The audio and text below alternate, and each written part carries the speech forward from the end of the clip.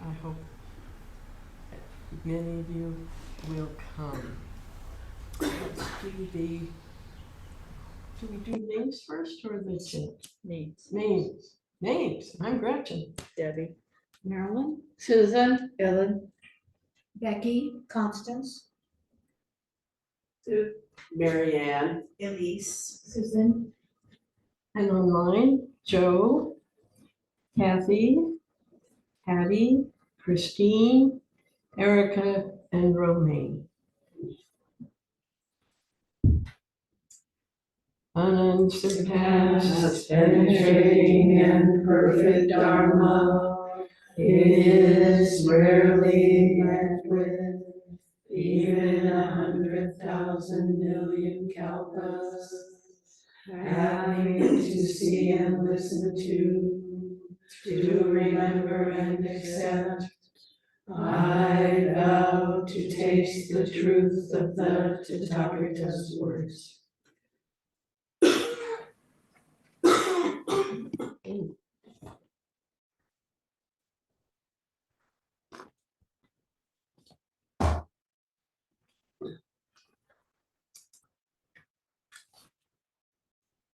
I feel really honored to be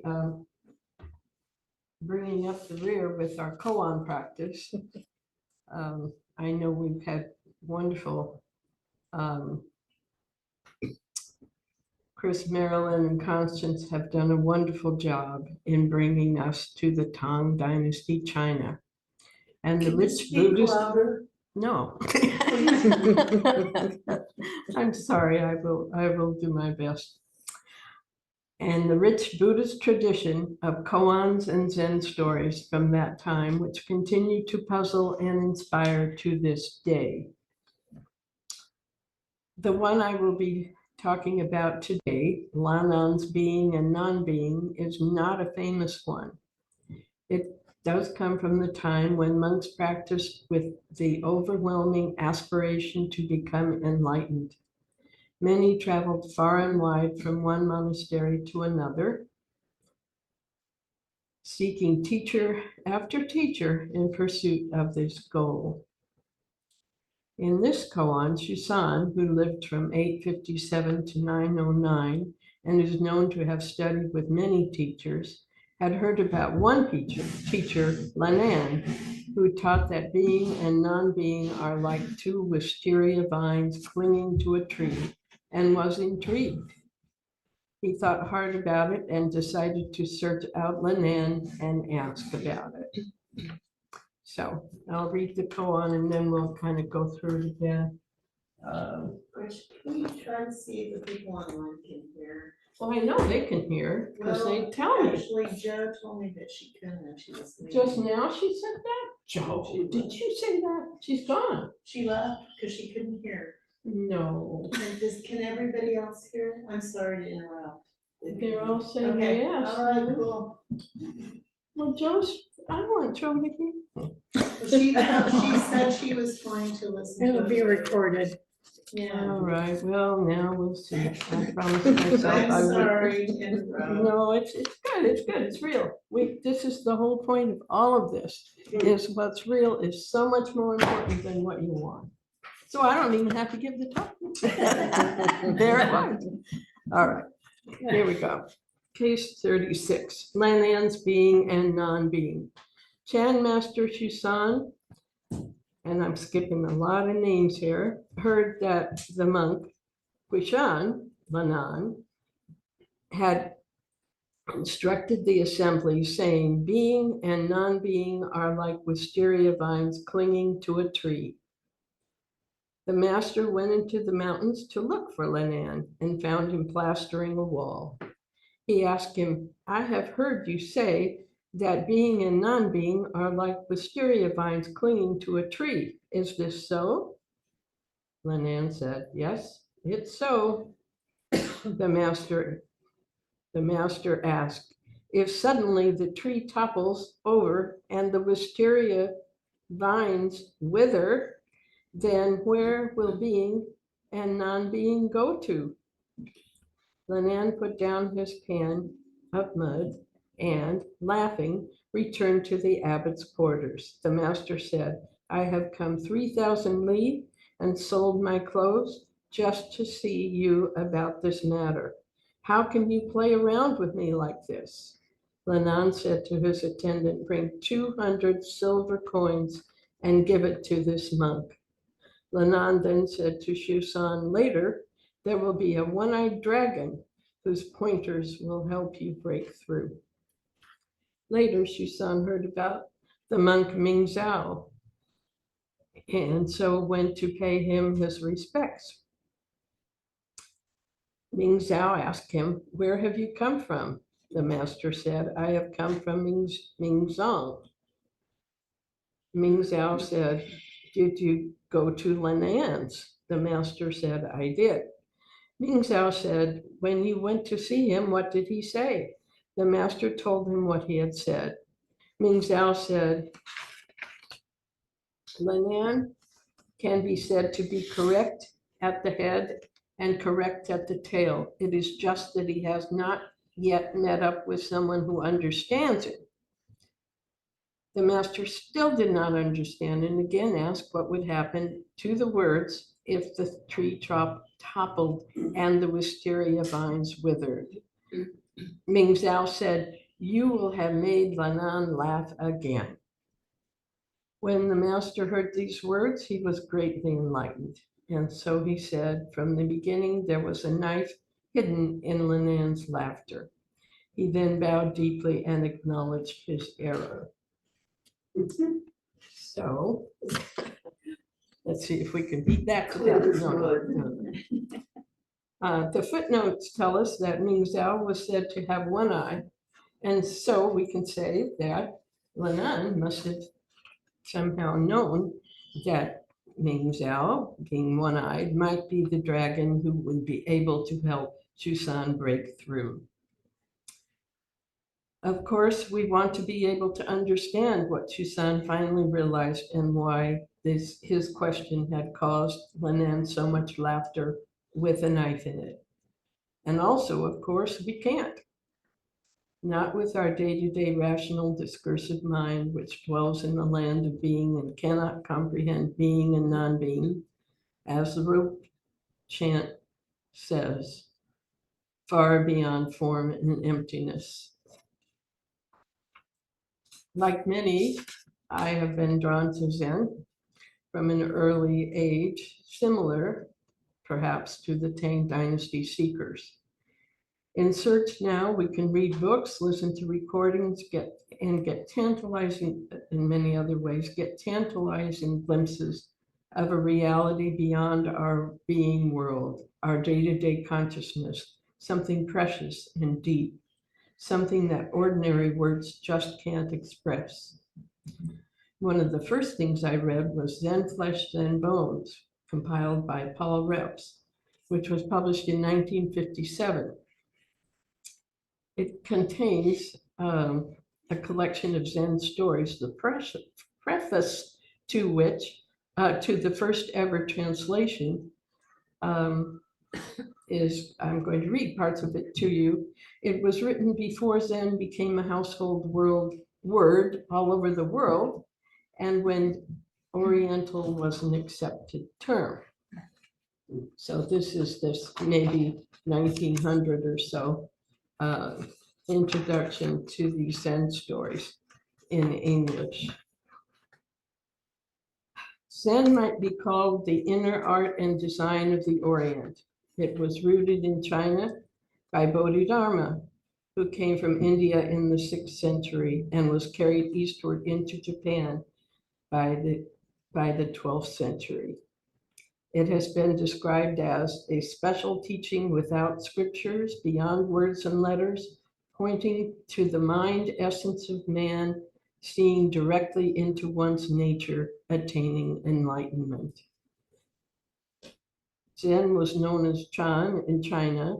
The Chen Zen masters, instead of being followers of the Buddha, aspired to be his friends and to place themselves in the same responsive relationship with the universe as did Buddha. Zen is not a sect, but an experience.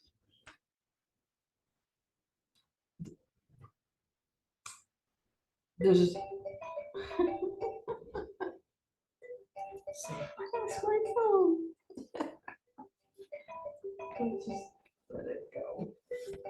Zen spirit has come to mean not only peace and understanding, but devotion to art and to work, the rich unfoldment of contentment, opening the door to insight, the expression of innate beauty, the intangible charm of incompleteness.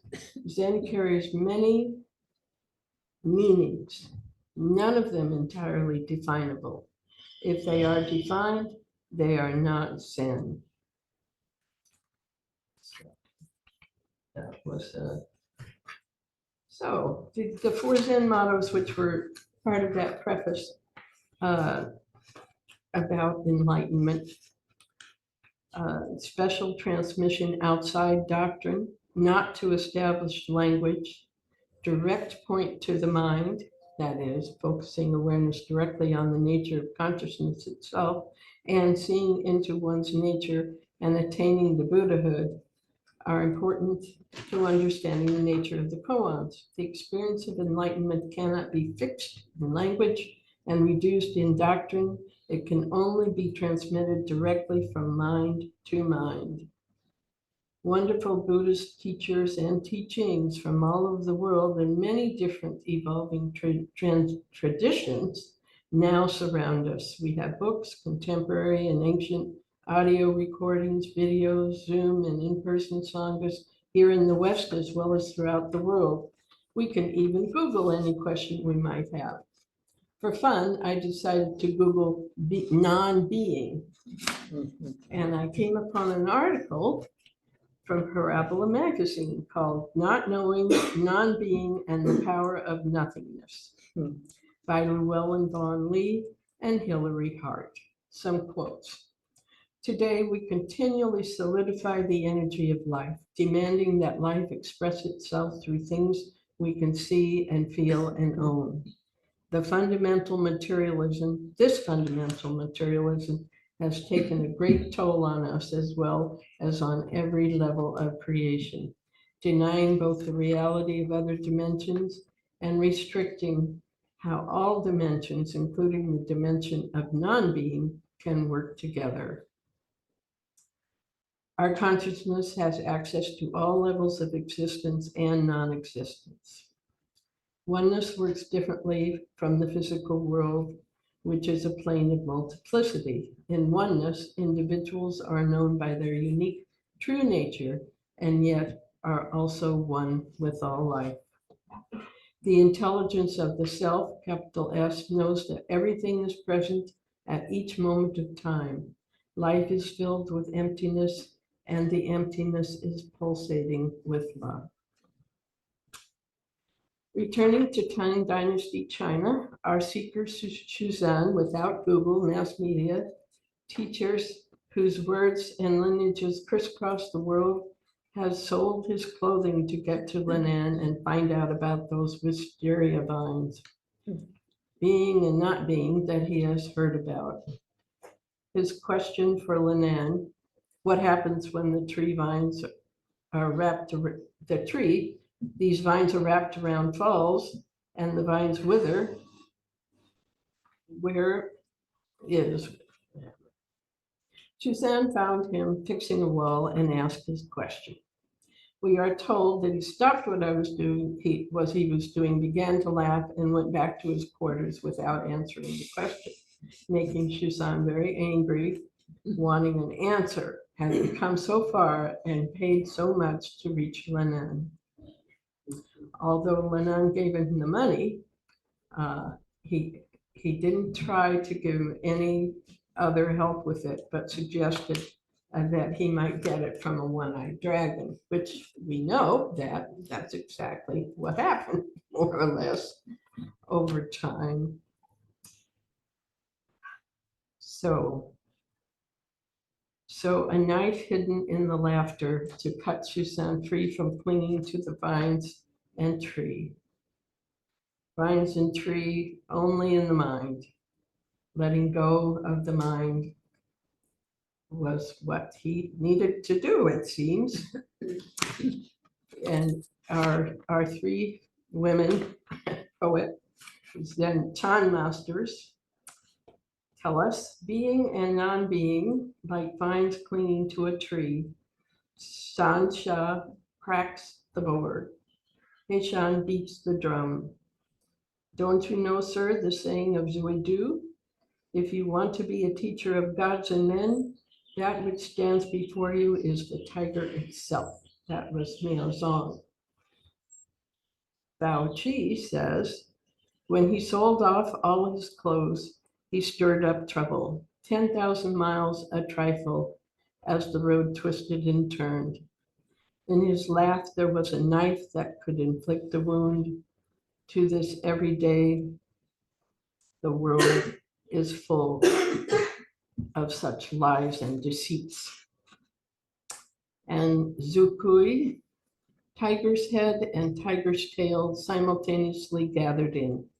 The laughter stops as a fierce wind circles the 9 provinces. On this day, the weapons of war have all been silenced. I don't know where one can go in search of a noble title. That's them, clear as mud, as usual. But back to the being and non-being, it is part of spiritual training to be present and watchful, prepared for these moments where the worlds come together. If one catches these moments when the levels of reality are aligned, when the doors of grace are opening, when all one has to do is pay attention and be willing to follow, then the whole of life, inner and outer, changes. I was reminded of a guided meditation I was part of some years ago, in which we were invited to feel the roots going deep into the earth. And I was trying to feel it so hard, and I stopped and I was flooded with this energy from below. Beautiful, loving energy.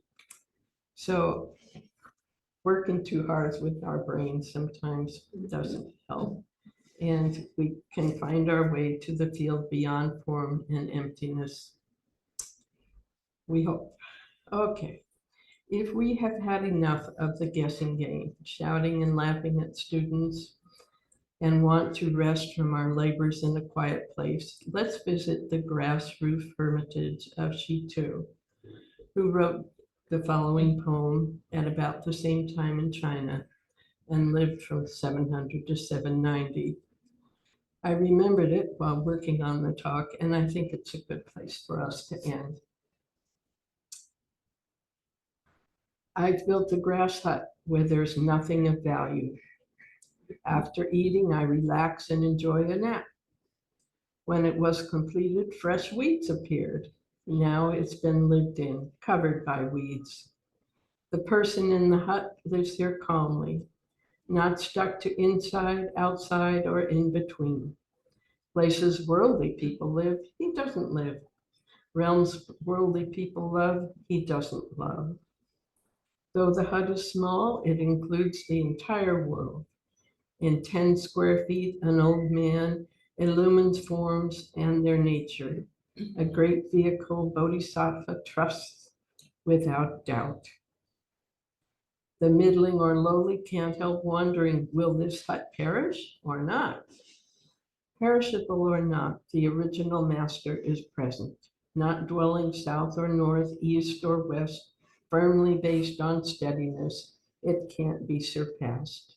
A shining window below the green pines, jade palaces, or vermilion towers can't compare with it. Just sitting with head covered, all things are at rest. Thus, this mountain monk doesn't understand at all. Living here, he no longer works to get free. Who would proudly arrange seats, trying to entice guests? Turn around the light to shine within, then just return. The vast, inconceivable source can't be faced or turned away from. Meet the ancestral teachers, be familiar with their instruction, bind grasses to build the hut, and don't give up. Let go of hundreds of years and relax completely. Open your hands and walk innocent. Thousands of words, myriad interpretations are only to free you from obstructions. If you want to know the undying person in the hut, don't separate from this skin bag here and now. Thanks. So I thought we could, in our 2 or 3, however it works.